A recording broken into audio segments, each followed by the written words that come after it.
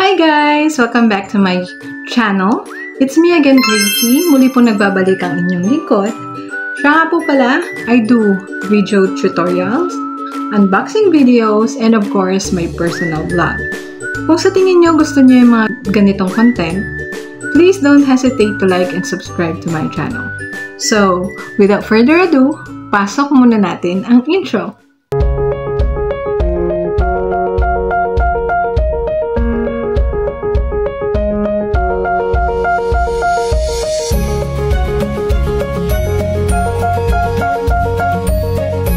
So, ayan guys, tayo po ay nagbabalik ngayon for another video tutorial. This video is about how to send your funds or your money from GCash to GoTime Bank. So, sa susunod na screen, papakita ko po sa inyo yung step by step kung paano natin isi-send yung funds natin from GCash to GoTime. Okay? So, let's go!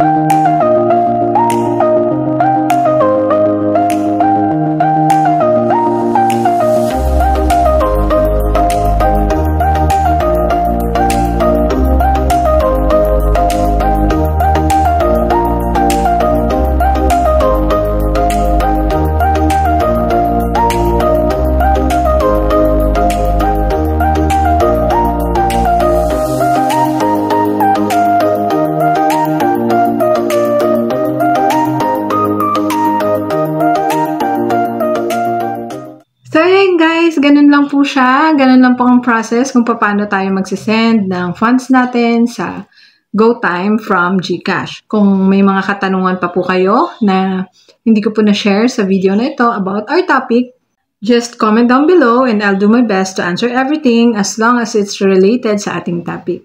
Disclaimer lang guys, hindi po ako nag-work sa GCash or sa GoTime.